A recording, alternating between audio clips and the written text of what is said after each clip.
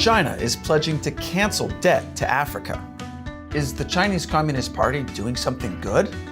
Or is this just another lie?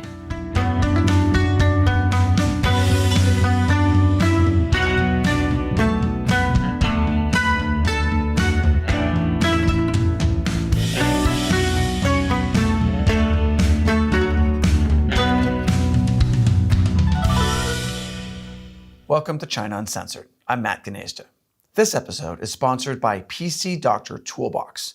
Monitor your PC for software crashes, hardware failures, and the kind of glitches that make your life miserable. So, the Chinese Communist Party is lying to you. Even when it's telling the truth, it's lying by being so misleading you think something is good when it's actually bad. Bloomberg News published this article last week, praising China for waiving some of its loans to Africa and offering $10 billion of International Monetary Fund reserves. And this story was also picked up by a lot of other media, like Quartz, News Corp Australia, and Prime Business Africa. Obviously, what's going on here is that the Chinese Communist Party is being extremely generous to forgive all these loans. Either that or those reporters just took China's foreign minister at his word without any critical thinking whatsoever. Here's what Foreign Minister Wang Yi said earlier this month at the Forum on China-Africa Cooperation. China will waive the 23 interest-free loans for 17 African countries that had matured by the end of 2021. And he didn't actually give any other details, like which 17 countries or how much money. But he did say the loan forgiveness comes in the face of the various forms of hegemonic and bullying practices. I assume that's the United States and Europe. But okay, 23 loans, 17 countries. Sounds like a pretty big deal. Except it's not. Even assuming it's true, the overall impression it gives of the Chinese Communist Party's generosity is a big, fat lie. China forgiving 23 loans is not very many when you consider that China has nearly 1,200 loans across Africa. So that's less than 2%. And forgiving those interest-free loans is not even special. China has been doing that for years. China traditionally waives interest-free loans, which are offered by China's foreign aid agency. In other words, China never expected these interest-free loans to get paid back. They were intended to be gifts all along. So why would China even bother to label them loans? Well, maybe they want to make sure the recipient nation knows who their daddy is. But the Chinese government would expect the countries that are at the receiving end of this Chinese generosity to reciprocate in terms of giving support to Chinese government policies and positions on controversial global matters. So to get these wonderful interest-free loans that they don't have to pay back, countries have to support China on controversial global matters like, I don't know, the future invasion of Taiwan, or Huawei building 5G networks, or Chinese intelligence agents kidnapping Chinese dissidents overseas.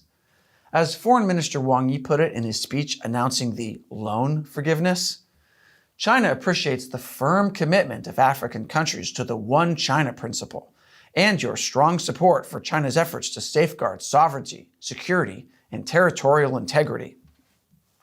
So these loans were actually gifts, except that they were structured as loans so the Communist Party could attach political strings and then demand the money back if the countries didn't comply. And like I said, they represent only a tiny fraction, maybe 2% of China's total loans to Africa. The other 90-something% of China's loans to Africa are real loans that do have to be paid back. The money is usually loaned for building belt and road infrastructure projects. They're financed by China, built using mostly Chinese labor, and they sometimes don't go quite as planned. Like the African Union headquarters, where Chinese contractors added surveillance devices that can be monitored from Beijing. And the freight railway from Ethiopia to Djibouti, which is hemorrhaging money. And the Sigiri Bridge in Kenya, which just collapsed. I can build Legos more stable than that. Now, not every Chinese project in Africa ends in horrible disaster, though. Some of them just never end. China's Belt and Road Initiative has produced a scattering of large, unfinished, or grossly economically inefficient projects. For more than a decade, the Chinese Communist Party aggressively pushed loans on African countries. There are 54 countries in Africa. 49 of them have taken Chinese loans, and most of them are having a hard time paying the loans back. So much so that China is getting worried. I'll explain after the break.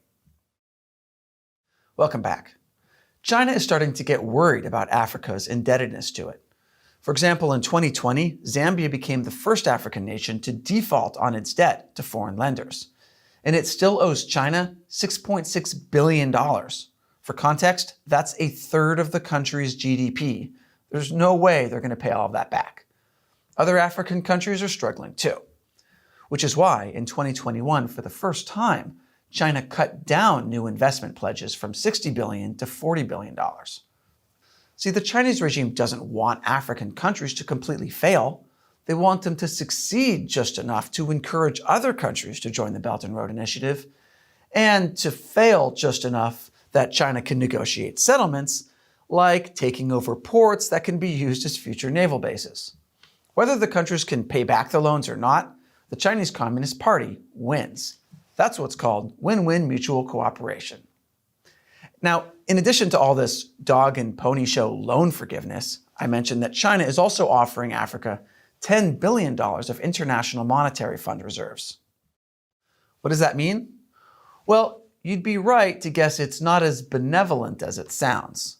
One thing the IMF does is help countries lend and borrow money among each other. The IMF is like a facilitator, a middleman in the lending business.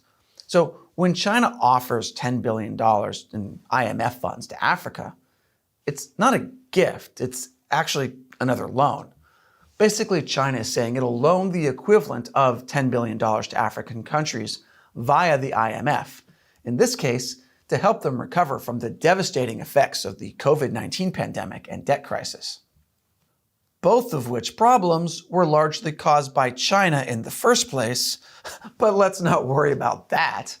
Oh, and the African countries that get this money still need to pay interest to the IMF, and then the IMF will pay that interest to China. So China gets to look benevolent while also earning money. Another great example of win-win mutual cooperation. So next time you read that the Chinese Communist Party is doing something good, like waiving loans or offering money, take it with a grain of salt. It could end like this. And this episode is sponsored by PC Doctor Toolbox. There are many reasons your computer crashes, like buggy software, hardware failures, and general slowdowns with older computers. And the worst part is your computer always seems to crash at the worst time, like when you're about to give a presentation, or when you're on the road, or you're writing a script about Africa loans and trying to load it onto the teleprompter. Fortunately, there's PC Doctor Toolbox with remote monitoring. If you're concerned about the health of your computer and want tools to prevent untimely system issues, you should be using PC Doctor Toolbox. Stop crashes before they happen. And we have a special announcement for China Uncensored viewers. Toolbox is now free for personal use on up to 5 PCs with free remote monitoring. Use the link below to sign up and download your 5 free copies of Toolbox today. I'm Matt Gnezda. Thanks for watching China Uncensored.